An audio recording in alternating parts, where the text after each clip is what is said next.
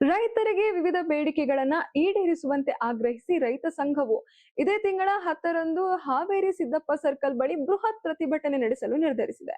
ಈ ಕುರಿತು ರೈತ ಸಂಘದ ಅಧ್ಯಕ್ಷ ಮರಿಗೌಡ ಪಾಟೀಲ್ ಮಾಹಿತಿ ನೀಡಿದ್ದಾರೆ. ಹಾವೇರಿ ಜಿಲ್ಲೆಯ ಹಾನಗಲ್ ಪಟ್ಟಣದ ತಹಶೀಲ್ದಾರ್ ಕಚೇರಿ ಮುಂಭಾಗದಲ್ಲಿ ರೈತರು ಪ್ರತಿಭಟನೆ ನಡೆಸಿ ಹೆಸ್ಕಾಂ ಹಾಗೂ ಕೃಷಿ ಮತ್ತು ತೋಟಗಾರಿಕೆ ಇಲಾಖೆ ಅಧಿಕಾರಿಗಳನ್ನ ತರಾಟೆಗೆ ತೆಗೆದುಕೊಂಡಿದ್ದಾರೆ.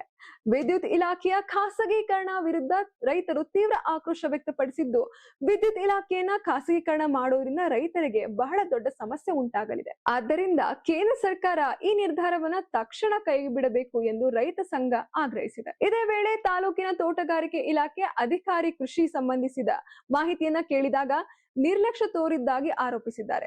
ಇನ್ನ ರೈತರು ಇವರ ವಿರುದ್ಧ ಉನ್ನತಾಧಿಕಾರಿಗಳು ಕ್ರಮ ಕೈಗೊಳ್ಳಬೇಕು ಎಂದು ಒತ್ತಾಯಿಸಿದ್ದಾರೆ. ಸರ್ಕಾರ ಇವತ್ತು ಕೃಷಿ ವಲಯವನ್ನು ಸಂಪೂರ್ಣ ನಿರ್ಲಕ್ಷಿಸಿ ಏನು ರೈತರಿಗೆ ಬರಬೇಕಾದಂಥ ಹೆಸ್ಕಾಂ ಇಲಾಖೆಯಲ್ಲಿ ಏನು ಇವತ್ತು ವಿದ್ಯುತ್ ಫ್ರೀ ಇರ್ಬೋದು, ಅಭಿವೃದ್ಧಿ ಇರ್ಬೋದು, ಕಂಬ ತಂತಿ ಬದಲಾವಣೆ ಮಾಡೋದಿರ್ಬೋದು, ಈ ಎಲ್ಲವನ್ನು ರೈತರು ಯಾವುದೇ ರೀತಿ ಮಾಡ್ಕೋಬಾರ್ದು ಅನ್ನೋಂಥ ಉದ್ದೇಶಕ್ಕೆ ಅದನ್ನು ಟಾಟಾ ಕಂಪ್ನಿಗೆ ಮಾರಾಟ ಮಾಡ್ಕೋತಾ ಇದೆ ಸರ್ಕಾರ. ಇವತ್ತು ಅದನ್ನು ನಾವು ಸಂಪೂರ್ಣವಾಗಿ ಕರ್ನಾಟಕ ರಾಜ್ಯ ರೈತ ಸಂಘ ಖಂಡಿಸ್ತೀವಿ. ಯಾವುದೇ ಕಾರಣಕ್ಕೂ ಹೆಸ್ಕಾಂ ಇಲಾಖೆಯನ್ನು ಖಾಸಗೀಕರಣ ಮಾಡಲಿಕ್ಕೆ ನಾವು ಬಿಡೋದಿಲ್ಲ.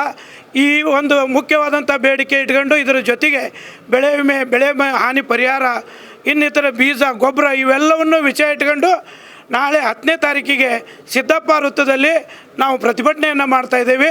10ನೇ ತಾರೀಕಿನೊಳಗೆ ಇವತ್ತು ಏನು ನಾವು 15 ಬೇಡಿಕೆಗಳನ್ನು ಇಟ್ಕೊಂಡು ನಾವು ಮನವಿ ಕೊಟ್ಟೇವೆ. ಈ ಎಲ್ಲ ಬೇಡಿಕೆಗಳು ಇವಕ್ಕೆಲ್ಲಕ್ಕೂ ಪರಿಹಾರ ಸಿಗದೇ ಇದ್ದರೆ ನಾವು ತೀವ್ರ ಹೋರಾಟವನ್ನು ಮಾಡ್ತಾಯಿದ್ದೇವೆ.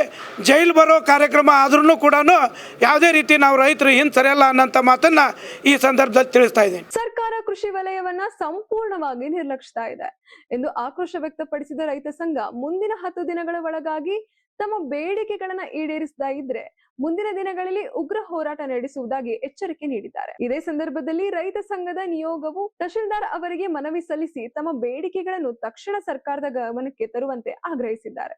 ಒಟ್ಟಾರೆ ರೈತರ ಆಕ್ರೋಶ ದಿನದಿಂದ ದಿನಕ್ಕೆ ಹೆಚ್ಚುತ್ತಿದ್ದು ಮುಂದಿನ ದಿನಗಳಲ್ಲಿ ಹೋರಾಟ ತೀವ್ರಗೊಳ್ಳುವ ಎಲ್ಲ ಸಾಧ್ಯತೆ ಕೂಡ ಕಾಣಿಸ್ತಾ ಇದೆ.